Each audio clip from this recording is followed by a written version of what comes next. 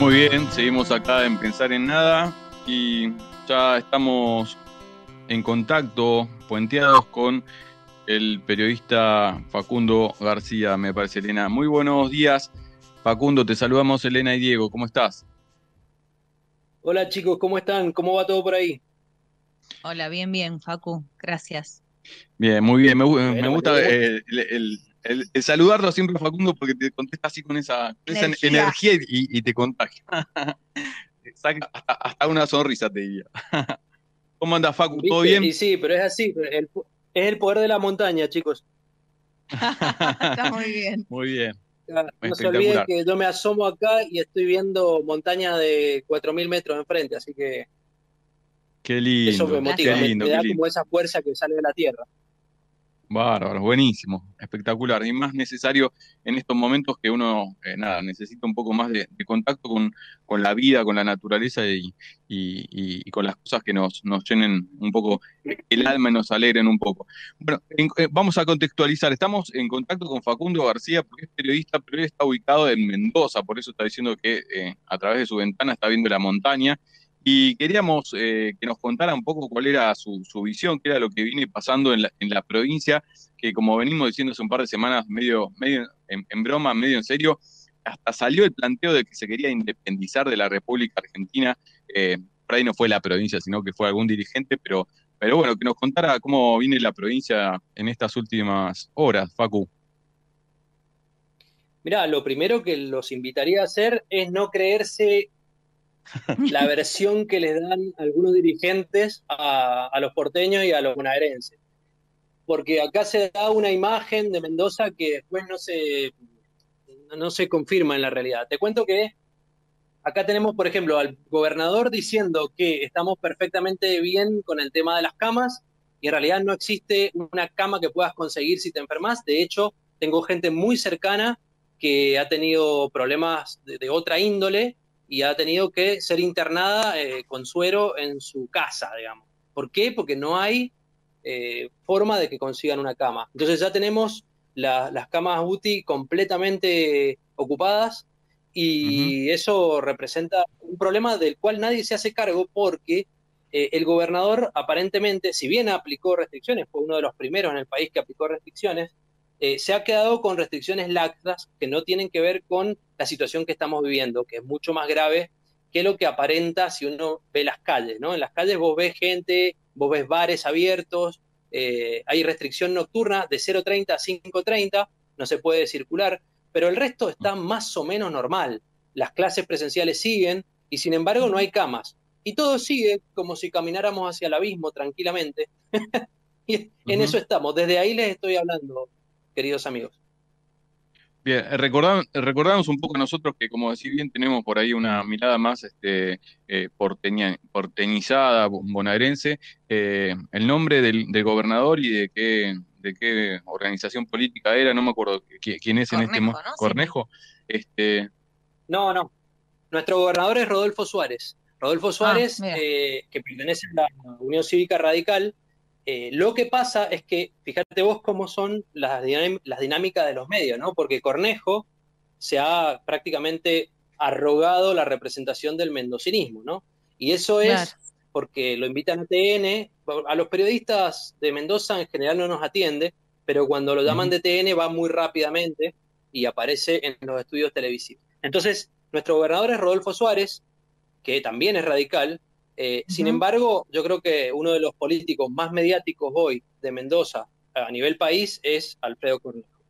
Alfredo Cornejo es claro, uno de los que ha empezado a fogonear esta idea del Mendoexit, ¿no? Eh, ajá. que es una huevada, en realidad. Imagínate que acá se armó el ejército.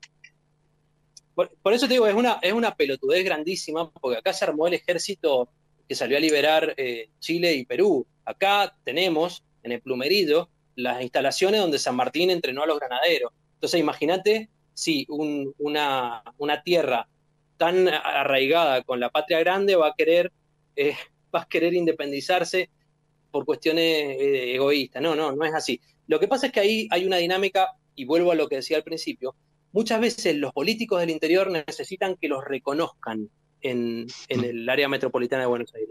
¿Y cómo hacen? Tiran un petardo, que puede ser una huevada, Y esa huevada te queda en la memoria. Entonces vos recordás a Cornejo, que es lo que les está pasando a ustedes. Y vos recordás a Cornejo y al Mendoexi. Y así un político de provincias logra que vos después lo reconozcas. La segunda cosa que diga, que a lo mejor es menos boludez que la primera, vos ya lo conocés. Entonces decís, este es el mendocino. Entonces hacen eso. Es muy típico de los políticos, es la estrategia que tienen los políticos de provincia para que los conozcan allá.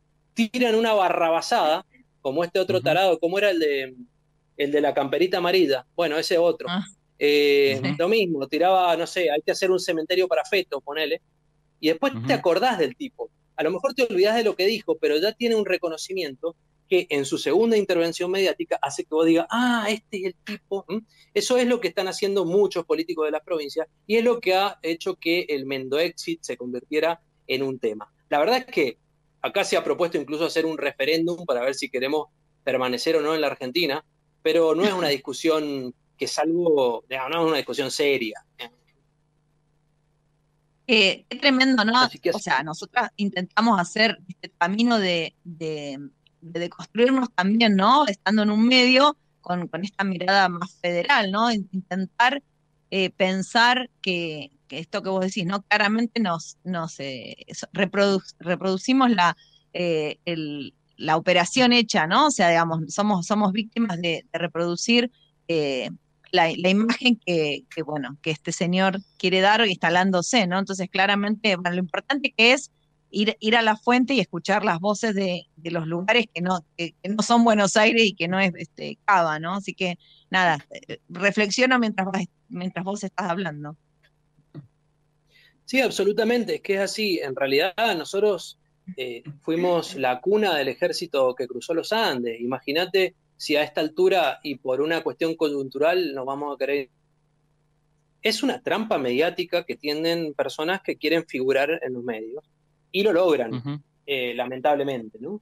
Lo que sí hay, a ver, esto también nobleza obliga, hay que decirlo, lo que hay en Mendoza es un gran antiperonismo y un gran antikirchnerismo, muy fuerte, o sea, es muy fuerte la sensación anti-K, la odian a Cristina en general, digamos, hay obviamente matices y hay militancia peronista y militancia kirchnerista, pero hay un gran odio que se ha generado en buena parte porque hubo gobiernos del signo justicialista que tuvieron problemas de administración. Entonces eso ha quedado como en la memoria. Por ejemplo, el gobierno de Paco Pérez tuvo problemas para pagar sueldos durante un momento y eso quedó en la memoria, ¿viste?, de la gente. Y lo asocian después, si le sumás lo mediático, bueno, se arma un combo explosivo en la opinión pública. No es algo que sea monolítico, no es un odio monolítico, pero sí que la resistencia. La gente que no es peronista en Mendoza es fuertemente antiperonista. O sea, no son votos blandos, son fuertemente antiperonistas. Claro, claro. ¿Qué más les puedo contar de acá? Mire, los últimos números nos dicen que tenemos 44% de pobres aquí en Mendoza. Y vuelve, y este es un tema también muy interesante para discutir, que quizás no se ve desde el territorio bonaerense. Cada vez que sube la pobreza y la desocupación, acá se vuelve a plantear el tema de instalar la minería, y puntualmente la megaminería. Y ustedes habrán visto, a lo mejor fueron testigos por la tele, de la revuelta popular que hubo hace poco en Mendoza cuando se quiso instalar la megaminería, se quiso legalizar, y hubo una movilización impresionante. Entonces, cada vez que sube Facu, la desocupación...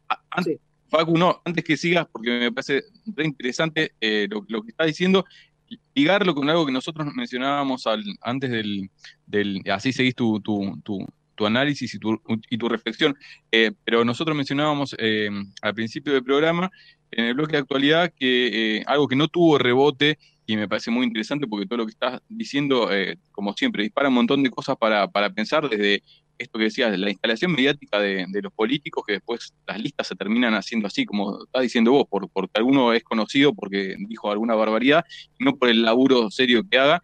Y el tema de la minería es algo que esta semana explotó, por ejemplo, en Catamarca, en Andalgalá, y no está siendo tratado en los grandes medios, y sabemos que hubo represión, allanamientos. Bueno, nada, a ver cuál es la realidad, cuál es lo que está pasando en Mendoza con este tema, que me parece re interesante, contanos. Mirá, aquí tenemos una puja desde hace años, tenemos una ley que es muy restrictiva respecto a la megaminería, que es la ley 7722. La ley 7722 es muy restrictiva y habilita un tipo de minería eh, muy laxo, muy liviano respecto a lo que se estaba intentando imponer.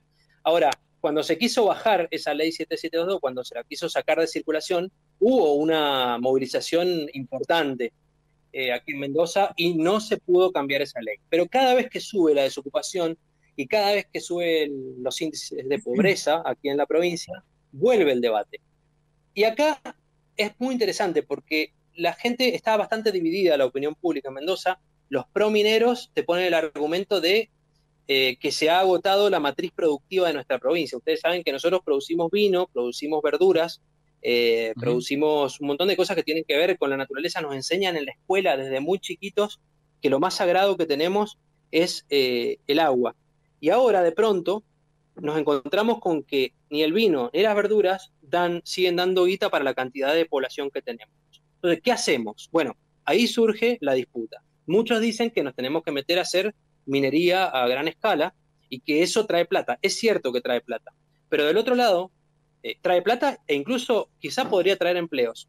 Pero del otro lado te dicen, bueno, pero esos empleos que te dan en realidad son las migajas de un montón de recursos que se van a extraer y que no van a quedar en Mendoza. Ese es un debate. Y después muchos te dicen también, como respuesta a eso, te dicen, bueno, pero pongamos controles, hagamos políticas que transformen a la minería en un motor de desarrollo, por ejemplo, poniendo impuestos altos o que una parte de esos ingresos se destinen a educación o a cuidado del medio ambiente, lo que sea.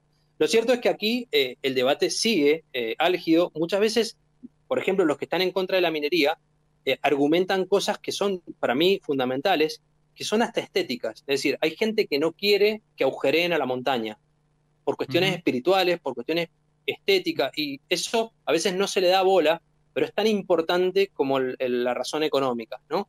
Aunque parezca que no. No se come con poesía, pero sí se tiene alegría de vivir con poesía y con estética y con la relación que nosotros tenemos con la naturaleza.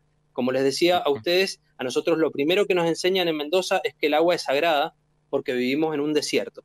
Y aquí hay antecedentes que hemos tenido en San Juan con la megaminería, que recuerden ustedes que hace unos años se vertió en un río en San Juan millones, no sé si millones, pero cientos de miles de litros de cianuro. Entonces eso quedó en la memoria de los mendocinos como una advertencia. Por eso hay mucho miedo cada vez que se habla de megaminería. Y yo te diría que la disputa está lejos de haberse cerrado porque cada vez que sube la desocupación y la pobreza, vuelve a aparecer este debate por la minería. Si vos me preguntás a mí cuál es mi postura, no la tengo cerrada, la verdad, pero sí que entiendo muchos de los argumentos de los antimineros que van desde lo Ujú. económico, porque ellos dicen que al final de cuentas la ventaja que te trae a largo plazo no es una ventaja, es un problema que después va a tener que enfrentar, por ejemplo, si se llegan a contaminar los ríos o lo que sea. Y después el tema espiritual, poético, aunque parezca gracioso y un poco naif, no deja de ser importante, sobre todo porque nosotros tenemos un vínculo muy estrecho con la naturaleza aquí en la provincia. Buenísimo, Facu. Nada, la verdad es, nos quedamos pensando y es parte de la propuesta acá de nuestro programa, por lo menos tratar y de visibilizar y de reflexionar sobre algunos temas para ver cómo los podemos ir cambiando en el día a día, en la realidad. Te agradecemos desde ya, como siempre, el contacto. Muchísimas gracias Hasta la y será próxima. hasta la próxima, sí, porque nos encanta escucharte. Chicos, les mando un gran abrazo, cuenten conmigo para lo que precisen. Desde acá, un beso gigantesco. Hermoso. Facundo García, periodista, comunicador, ubicado en este momento Escritor. geográficamente, escritor también, ubicado geográficamente en este momento de la vida en Mendoza.